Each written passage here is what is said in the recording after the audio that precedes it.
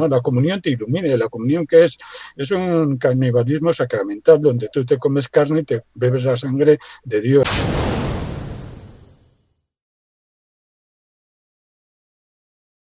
¿No? Y eso se supone que te ilumina, ¿no?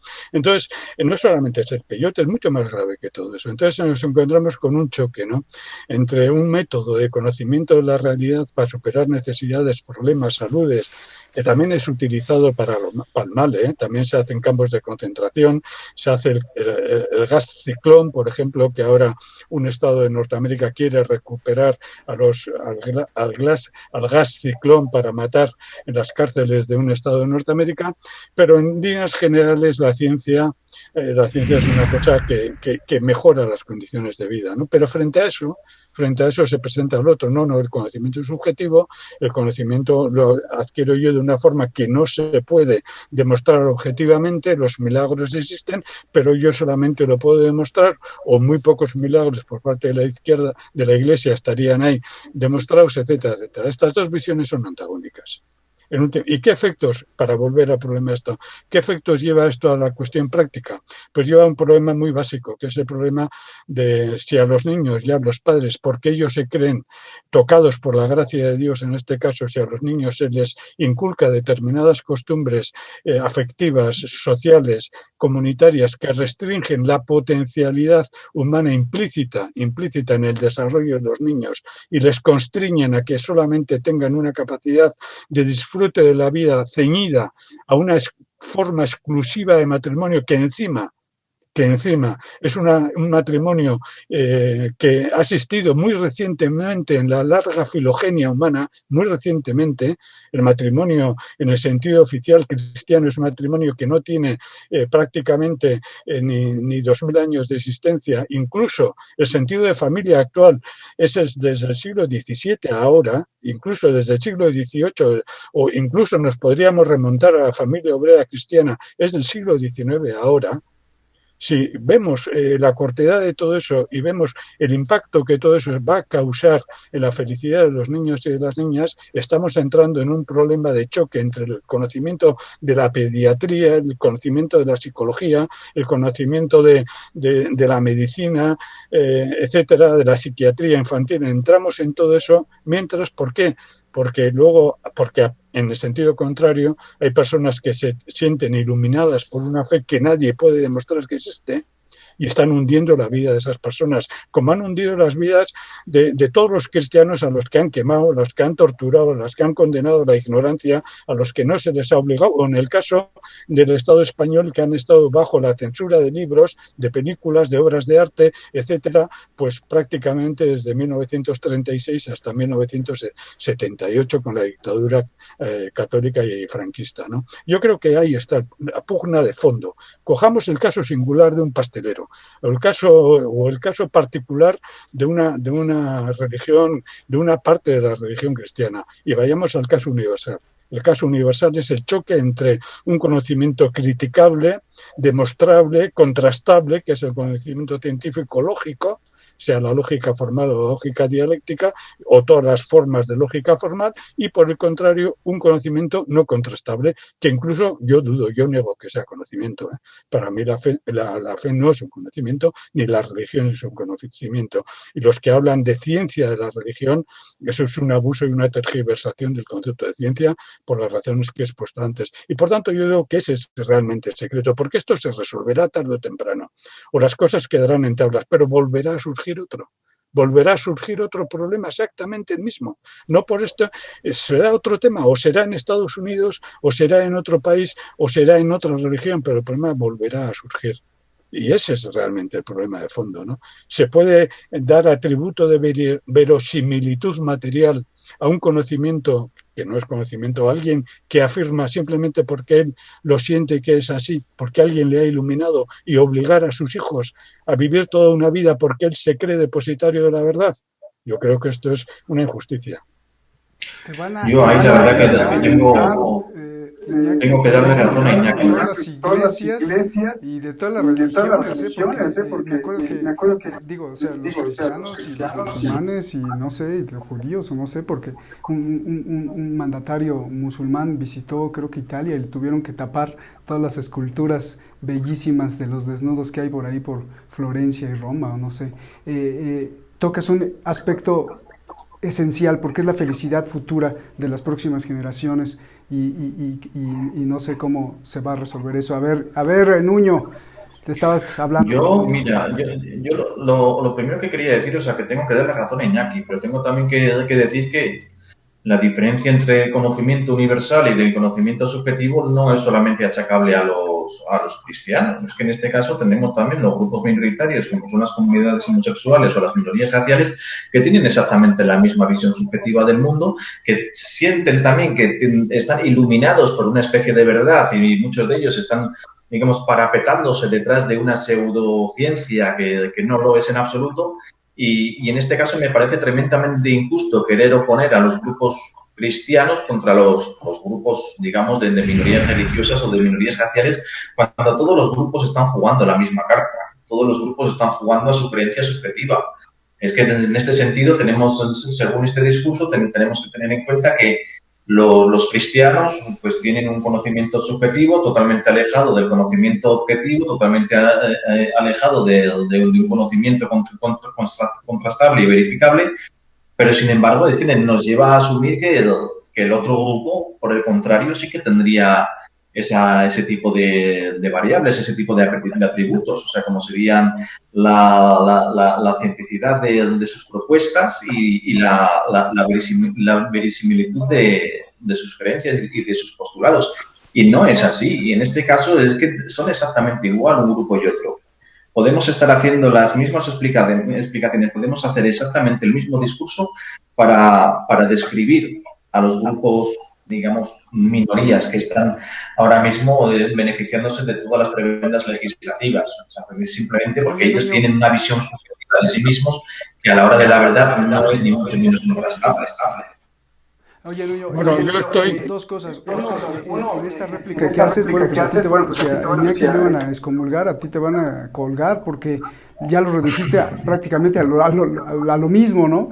Porque entiendo tu postura, otra vez ontológica, de que todos están basados en un solo presupuesto, ¿no? Y el presupuesto es que yo existo, así algo como Descartes, y ese yo existo está basado uno en la fe y el otro en la fe en otra cosa, ¿no? Pero el asunto también más importante que tocaste en la anterior intervención fue el niño, y entonces ahí te voy a preguntar, ¿y el niño qué? Que esa sería la esencia también de del debate universal. ¿Ves? ¿El niño qué le va a pasar? Porque prefieres tener a un niño en una familia, por ejemplo, homosexual, que se estén peleando constantemente qué educación va a recibir, o en una familia heterosexual que también se estén peleando qué educación va a recibir. Ese es un grave dilema. Y esto viene a otro problema más grave, el modelo de ser humano, el modelo antropológico que en los diferentes estadios de la historia universal ha cambiado. Me recuerdo al modelo de Ptolomeo, al modelo de Sócrates, va cambiando. ¿Hacia dónde nos lleva este modelo humano y qué responsabilidad debemos de tener para asumirlo? Adelante. Pues principalmente quería decir que sí, el primer objetivo de todo este debate artificioso y artificial es sacar al niño de la ecuación del problema. Se supone que el niño tiene que ser el sujeto, que tiene que ser el centro de todo este debate. Pues mira, pues ya de un plumazo lo hemos quitado. Y de una manera real, cuando estamos intentando hablar de un conocimiento objetivo, universal, como está hablando Iñaki, pues tenemos que estar hablando de unos patrones humanos. Como has estado comentando, o sea, digamos, las posiciones negativas las puedes encontrar para criar un niño, las puedes encontrar tanto en parejas homosexuales como en parejas heterosexuales.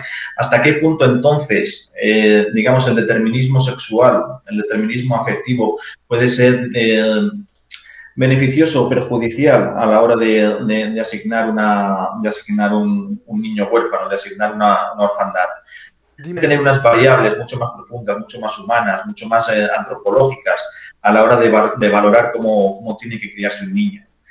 Las variables, como hemos dicho, sexuales, ya sean heterosexuales, homosexuales, de creencias subjetivas, pues a la hora de la verdad no son variables que tengamos que tener en cuenta. De hecho, o sea, si las queremos tener en cuenta, yo por mi parte las tendría en cuenta de una manera más negativa. O sea, todos aquellos núcleos familiares que no estén dispuestos a seguir creciendo, a aprender de sus errores, a asumir nuevas prácticas pues sociales, cívicas, políticas o religiosas, pues son en departamentos estancos, en lo que es O sea que mejor que el niño se quede en el complejo. orfanato. Pues en muchos de los casos sería lo mejor, que el niño se quedase en el orfanato. Porque si se lo No se tienen va que dar a una corriendo, pareja ¿no? homosexual que no está, digamos, formada socialmente simplemente por el hecho de que es políticamente correcto, y si se la tienen que negar a una familia católica porque tampoco es políticamente correcto, si la crianza del niño va a ser un asunto para defender políticas mediáticas, pues igual siempre es mejor encontrar una tercera vía. Bien. A ver, Iñaki, ¿con quién se queda el niño? Bueno, yo creo que primero habría que empezar. El niño, mira, hay un pedagogo, un pediatra y una persona eh, con amplios conocimientos que una vez, no hace mucho, no hace mucho, ha dicho que la mejor forma de educar a un niño es en una tribu. La antropogenia, o si por utilizar el término la filogenia, la evolución de la vida, en este caso la filogenia, la evolución de la vida, enseña en este caso que es imposible creer que los homosexuales son todos del mismo bloque, ¿no? En el caso de los nazis, por ejemplo, ¿no? Había homosexuales antinazis y había homosexuales nazis, ¿no? O hay homosexuales cristianos y hay homosexuales ateos, ¿no? Hay homosexuales demócratas y homosexuales republicanos en el caso de los Estados Unidos, ¿no? Hay artistas homosexuales y hay y hay homosexuales verdaderamente nulos en el plano intelectual, ¿no? Eso es muy complejo, ¿no? Lo que sí está demostrado es que la homosexualidad es previa a la especie humana. Hay prácticas homosexuales en muchas especies mamíferas, prácticamente en todas las que se ha estudiado este comportamiento, en los mamíferos superiores, en todas hay prácticas homosexuales a un nivel muy alto, ¿no? Hay prácticas bisexuales prácticamente en todas las especies animales desarrolladas, ¿no? En los mamíferos, ¿no? Y hay Sí, prácticas pero te diría un bisexuales. religioso, cualquiera de las religiones abrámicas, sí, Iñaki, pero bueno, entonces la religión viene a purificar al hombre y entonces tú vas a tener que No, sí, evolucionar y dejar esas prácticas. pero un brahmánico solamente tiene, que yo sepa, 3.000 años de historia. Ahí está uno de los problemas, ¿no? Que entendemos por religión una cosa que es muy reciente en la evolución humana, ¿no? La evolución humana ha pasado, pues desde hace, que se sepa, alrededor de hace, se supone, porque no hay datos, ¿no? Pero desde hace ya 400.000, 300.000, 500.000 años, ha pasado, fíjate, del fetichismo a la magia al totemismo, del totemismo al animismo, del animismo al chamanismo, etcétera, etcétera, etcétera, hasta llegar muy recientemente a crear solamente en 3 religiones, solamente las religiones del libro hablan de un único Dios. Y si tú analizas esas religiones, su fondo politeísta está en todos. Su fondo politeísta está absolutamente en todas las religiones del libro. Lo que pasa es que es un fondo politeísta que está negado, ¿no? Y por tanto, ya que un brahman, que por cierto tiene muchas religiones y que el brahmanismo como tal, hay sectores del brahmanismo que no atacan fundamentalmente a la homosexualidad, la ven como una práctica normal, relativamente normal, etcétera, pues ese es un punto, ¿no? O sea, por tanto, muchos homosexuales no se piensan diferentes a los demás. Lo único que reivindican es que ellos tengan, no otros, que ellos tengan unos derechos simplemente como los tienen otros, ¿no? Segundo, la cuestión de los niños.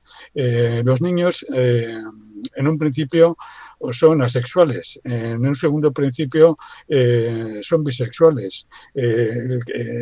La opción de los niños por la heterosexualidad, por la homosexualidad o por la bisexualidad ya requiere unos años de formación y requiere un tiempo de formación, ¿no?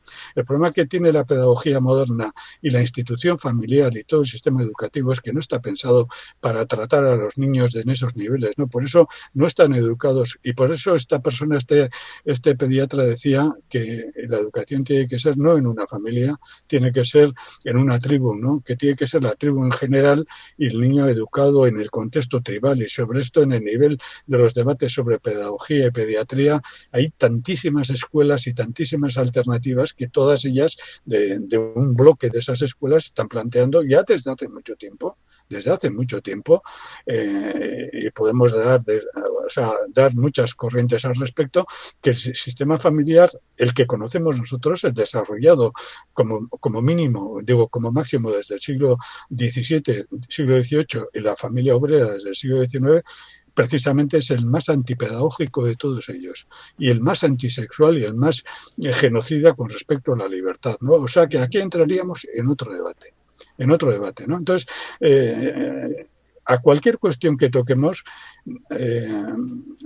yo plantearía la cuestión de que si no empezamos por la cuestión básica de que nadie que se diga depositario de un conocimiento no contrastable, de una creencia inverificable, tiene visos no de no ser respetado en modo alguno, ¿no? Sino que, desgraciadamente para él, tiene que estar sujeto a la decisión democrática de la población que debe debatir y debe decidir en base a conocimientos del nivel científico, psicológico, artístico, cultural disponible en ese momento. Y cuando después de un debate público, como se hizo con la teoría de la evolución en el famoso juicio en Estados Unidos, cuando después de un debate público no hay más remedio que llegar a un juicio, es de suponer que los jueces tendrán un mínimo de conocimiento de la cultura dominante en ese momento y sabrán aceptar que efectivamente la teoría de la evolución es cierta, como lo han estado negando todos los cristianos durante un tiempo, y eso le hundió la vida al pobre Darwin, ¿no?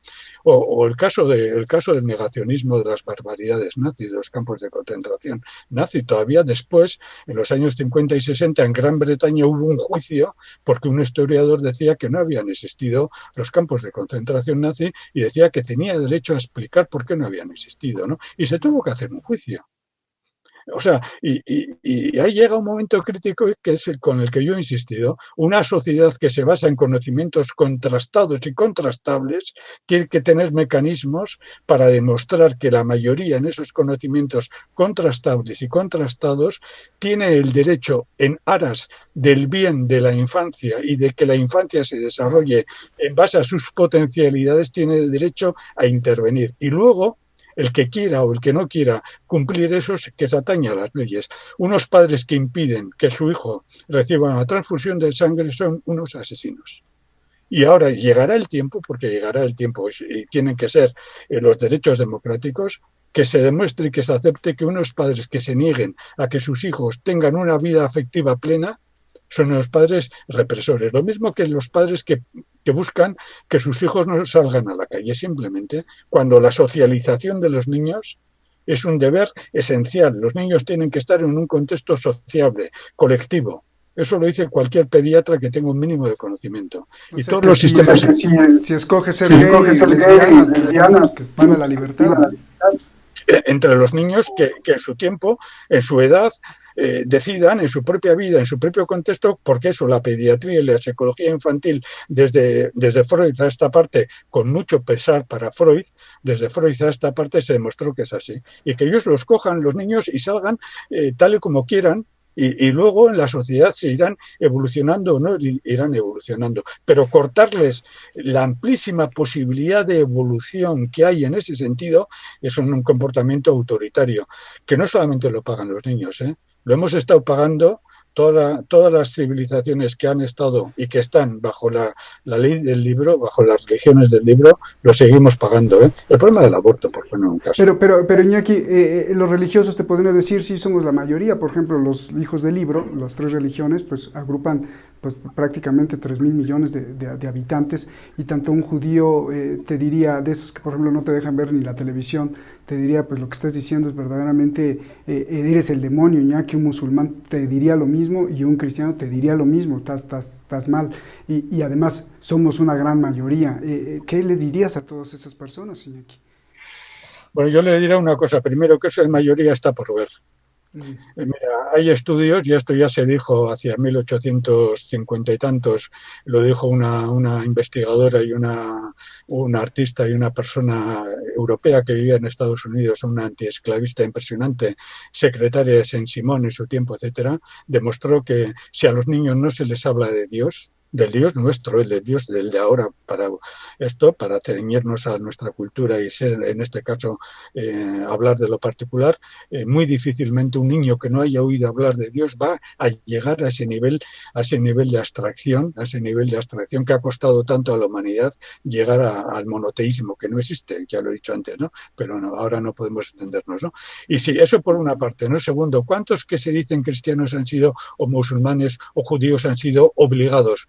Porque a mí me bautizaron y no me preguntaron si yo quería ser o no. Y yo he querido dejar de ser cristiano oficialmente católico, y los papeles que tengo que hacer para adjurar, y primero superar el miedo a la adjuración, ¿eh? Que ese es un problema moral muy fuerte para un creyente, ¿eh? Ese es un problema moral muy fuerte para un creyente que ha sido educado desde pequeñito, que si se sale de la iglesia, está bordeando el infierno eterno, ¿eh? Entraríamos en una lógica del terror que es increíble, pero que actúa, ¿no? Tercero, incluso así, en la práctica, ¿cuántos siguen ese funcionamiento?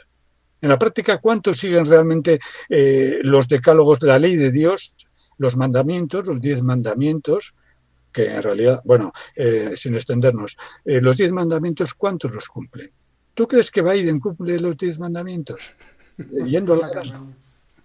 Bueno, seamos serios, o sea, ellos mismos, o sea, verían que no es así. Los mismos judíos están rotos entre ellos mismos con respecto a la legitimidad del Estado de Israel. Hay confesiones judías ortodoxas que niegan que Israel deba existir, y lo dicen claramente. Israel no puede existir porque todavía no ha bajado Yahvé a la tierra y no ha fundado el reino de Israel, y por tanto este reino de Israel es injusto. Y lo dicen tranquilamente. Y bueno, y por tanto, que a mí esas personas, y concluyo con un chiste, que esas personas primero tendrían que demostrar todo lo que dicen. Esa es la primera cuestión, ¿no? Y la segunda, para los muertos es mucho mejor el calor del infierno que el frío del cielo. Los musulmanes, los cristianos y los judíos van a venir por ti esta noche, Iñaki. Ese es otro chiste. A ver, Iñaki toca un punto también. Nuño lo aventó ahí, la carta, el niño, porque el niño, depende de las condiciones, pues va a ser dictador, va a ser un asesino, va a ser un filántropo, va a ser un defensor de derechos humanos, va a ser un donadie, en el sentido de donadie de que no le importa y sea apático y le valga un comino la sociedad. Va a ser miles de cosas, ¿no? Y eso no está en el fondo del debate que debería de estar ahí. El niño, ese niño que le da miedo salirse de lo que le ordenaron sus padres. A ver, Nuño, ya nos vamos. El aspecto geopolítico. Y esto me preocupa demasiado, el aspecto geopolítico. He escuchado, a través de los diferentes países que he visitado, he escuchado dos cosas muy fuertes. Un movimiento lésbico gay que promueve, y esto ya lo tocaste, que promueve que su verdad es, pues si no la verdad, es la forma auténtica de ver las cosas. Y hay otro movimiento que me han dicho, y con gran fervor la gente, que dicen que en el mundo hay una comunidad de poderosos loquísimos que están manipulando al mundo para promover la homosexualidad y promover el libertinaje y que esto va a llevar a la hundición o a la perdición de la vida humana. Y esto es geopolítico, porque esto se replica en los discursos tanto en Washington como en el Kremlin. Se está usando, es parte de la expresión humana, espontánea. ¿Cómo lo ves? Es que eso es una realidad, digamos, observable. ¿Hasta qué punto puedes contrastar todas las agendas que no son públicas y que se están llevando de una manera más o menos encubierta? Lo que está claro que nos han hecho ver que hay un problema demográfico y todo lo que es la promoción de sexualidades no fértiles, nos hablaron del onanismo, de la homosexualidad, la criminalización de la heterosexualidad, están a la orden del día. Está claro también, pues que se está haciendo sobre unos países determinados. La promoción de la homosexualidad, la defensa con prebendas legislativas, como si fuesen unas minorías, se está haciendo en los países occidentales. Y estamos viendo estos días cómo en las redes sociales se están copiando los logotipos de diferentes empresas, como pueden ser BMW, como pueden ser otras empresas multinacionales, y siempre están promocionando la homosexualidad en sus logos, en sus perfiles de las redes sociales en los países occidentales, pero no lo están haciendo en los países musulmanes, no lo están haciendo en Rusia y no lo están haciendo en otros países donde no está bien visto todavía. Está claro que hay una obsesión legislativa detrás de bastantes gobiernos occidentales digamos, redireccionar la visión sexual, y seguramente pues haya un jefe de tráfico detrás. Y tenemos que tener en cuenta que todo este liberalismo social en el que los dogmas antiguos y las creencias antiguas ya no valen y hay que asumir que todo lo nuevo tiene más sentido y que tiene más razón, pues no es sino una evolución del liberalismo económico. O sea, y es un tanto, digamos, curioso que al final sea la izquierda quien esté rompiendo estas lanzas en aras del liberalismo económico. Hay que hacer sociedades que no tengan unas líneas maestras que puedan ser manipulables en el sentido religioso, en el sentido social, en el sentido pues, antropológico, por lo general. Y sí que está habiendo una serie de argumentos neomalthusianos dentro de las legislaciones que son bastante evidentes, pero que en el tema geopolítico, como digo, no es algo que se esté aplicando en todos los países. Y es curioso porque según las Naciones Unidas, o sea, inducir a la población, ya sea por medios políticos, ya sea por coacciones militares, a que no se pueda reproducir, a que tengan, pues, digamos, unos índices de natalidad bajo, está considerado como genocidio. No hay nadie que esté hablando de esto a día de hoy. Simplemente nos están vendiendo la emotividad de las sexualidades no fértiles, que pues, por encima de la razón, de la trascendencia social. Ya no estamos aquí para ser hijos de, casarnos con y tener hijos. Ya no hay una cadena humana entre los muertos, los que estamos, y entre los que van a venir. Ya simplemente tenemos que estar los que estamos aquí sin ningún vínculo con los que se fueron y sin ningún vínculo con los que vendrán. Ya podemos estar totalmente manejados al antojo de los grandes poderes financieros. Ya van a poder hacer de nuestras mentes, de nuestras creencias, exactamente lo que quieran, borrando completamente los dogmas de tiempos pasados. Oye, sí, pero dices que hay una obsesión en los congresos por esto de la sexualidad, pero Iñaki nos está diciendo que la homosexualidad es previo a la aparición del propio ser humano, del propio Homo sapiens. Pues eso es, yo quiero pensar que Iñaki no lo ha dicho en el sentido estricto de que sea previo, o sea, porque la humanidad pues, es bisexual, o sea, la heterosexualidad es de donde sale la vida, la homosexualidad es yerma, es infértil en ese aspecto, o sea, es imposible que haya una evolución que haya surgido de una homosexualidad. No sé, no soy yo quien para decir cómo ha sido la evolución del ser humano o siquiera si la ha habido, pero lo que está claro que la vida, por lo menos tal como la estamos entendiendo en los últimos millones de años, ha sido heterosexual. Y que la homosexualidad no ha podido jugar un papel determinante en la creación de la vida, sino en la limitación de sus comunidades humanas, en el crecimiento de sus comunidades humanas. ¿Y cómo resuelves todo entonces? ¿Con respeto a las comunidades o con la supresión de las comunidades, por ejemplo, lésbico, gay? Lo que hay que pensar es lo de, ¿está mal lo que está pasando a día de hoy? O sea, si estamos afrontando realmente los retos demográficos que tiene el ser humano, que se ha digamos, criado, se ha reproducido exponencialmente desde que la ciencia médica ha reducido los índices de mortalidad infantil, está claro que hay que retomar unos equilibrios humanos que puedan ser respetuosos con el resto de la biodiversidad. ¿Hasta qué punto es negativo lo que está sucediendo? Pues te diría que mejor eso a que nos maten a tiros.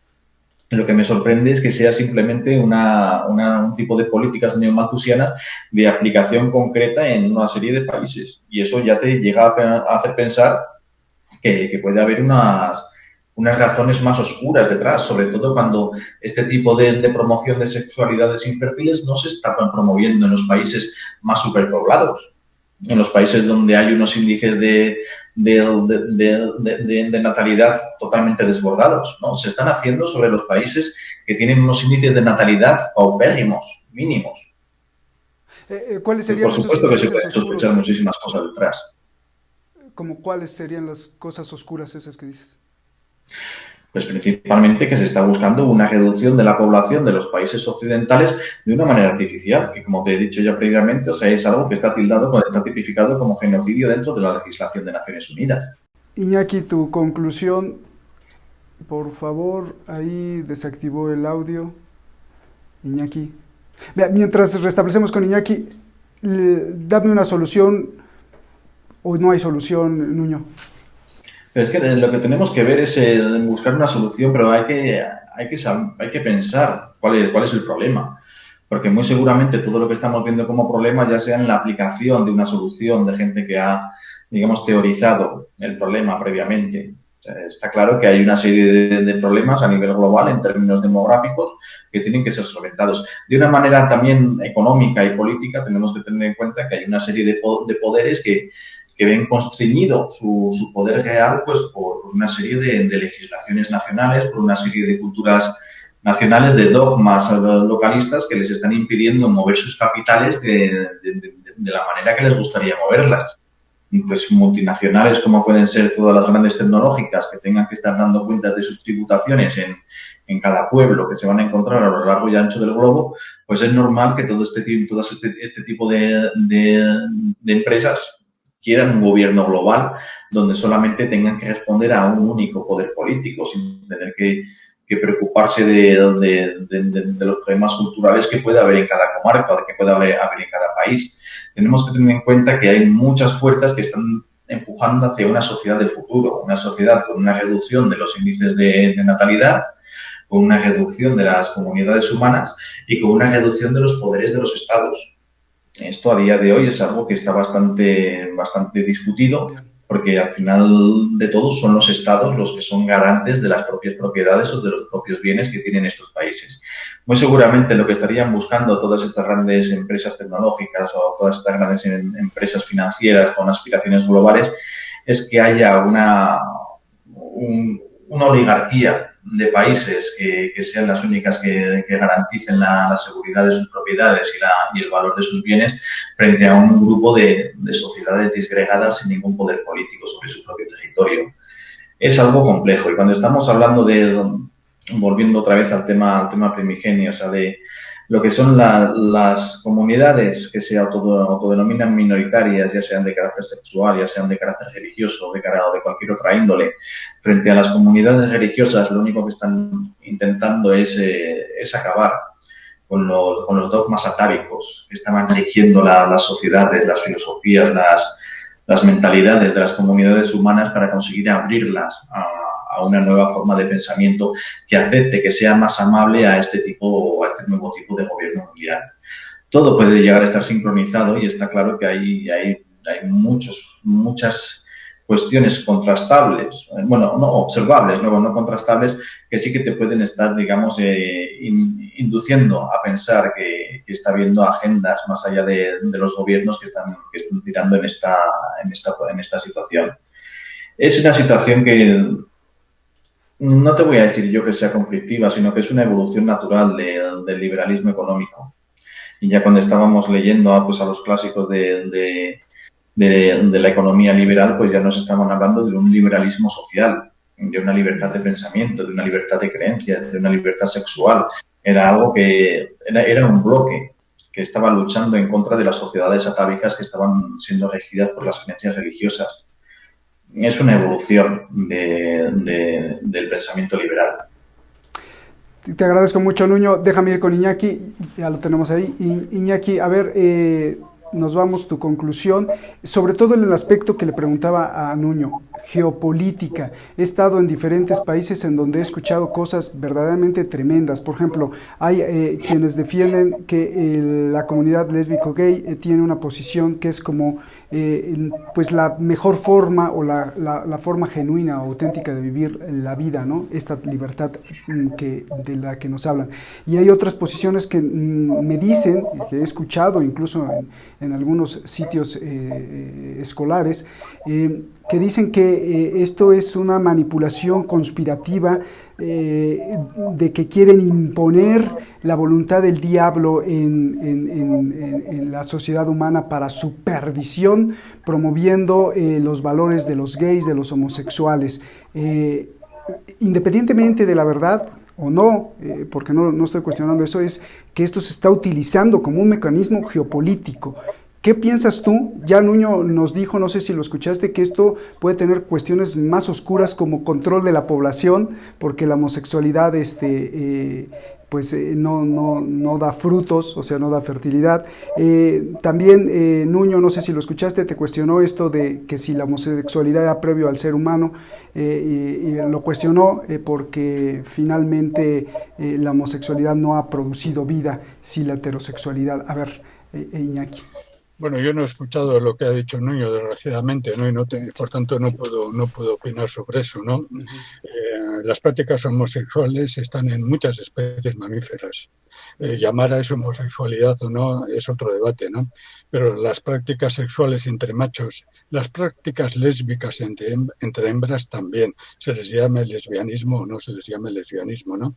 Eso nos llevaría a otro debate que no podemos entrar ahora, pero los hechos están ahí y han sido filmados hasta en zoológicos. O sea, lo que pasa es que esos vídeos sacados en zoológicos circulan muy poco para no escandalizar a las personas de bien, ¿no? Bueno, dejando eso de lado. También hay otra cuestión. Todo depende de la cultura en la que estemos, ¿no? En las culturas antiguas, en la Biblia, por ejemplo, el pecado de Onán, que es el onanismo, que es la masturbación, era condenado con el infierno porque no era reproductivo, el semen se perdía en la tierra, ¿no? El bestialismo exactamente igual, no era reproductivo, ¿no? No producía soldados, no producía esclavos, no producía mujeres, ¿no? Y también la homosexualidad porque no era reproductiva, no porque fueran anticientíficos, como se dijo después desde el siglo XIX, ¿no? Sino simplemente porque iban contra la ley de Dios, ¿no? Y por tanto las relaciones con homosexuales y las relaciones de masturbación, onanismo y todo eso, y el bestialismo, prácticas comunes en la especie humana desde hacía mucho tiempo, reflejadas incluso en papiros y en obras antiguas, dentro de estas culturas estaban reprimidas, pero no en otras culturas, no en otras culturas. La homosexualidad, hablando en términos modernos, es sabido que Alejandro Magno era homosexual. Todos los emperadores romanos, menos uno, todos tenían amantes jóvenes, ¿no? En la cultura griega, tener un amante hasta los 13 años, hasta los 14, hasta que era puber era normal, e incluso era visto, hasta era necesario tener para demostrar que se tenían recursos económicos para tener eso, ¿no? Etcétera, etcétera. En ese caso, o sea, lo que pasa es que tendemos a interpretar el mundo y la historia en base a 3 o 4 cosas que nos han hecho creer, ¿no? Lo mismo que ahora nos están diciendo que las corrientes gays son todo eso, son malas, tal. Hay corrientes gays totalmente abiertas, incluso revolucionarias, radicales, antiliberales a tope, ¿eh? En el movimiento socialista utópico del siglo XIX, en el movimiento anarquista del siglo XIX, la defensa de la homosexualidad se entendía como como una práctica revolucionaria y no por eso se iba en contra de la reproducción, simplemente se entendía como una práctica revolucionaria porque iba contra las religiones del libro y planteaba que otras culturas anteriores también la habían aplicado y que no era nada negativo, ¿no? O sea, y dentro de las mismas religiones o incluso opciones políticas, el nazismo, por ejemplo, ¿no?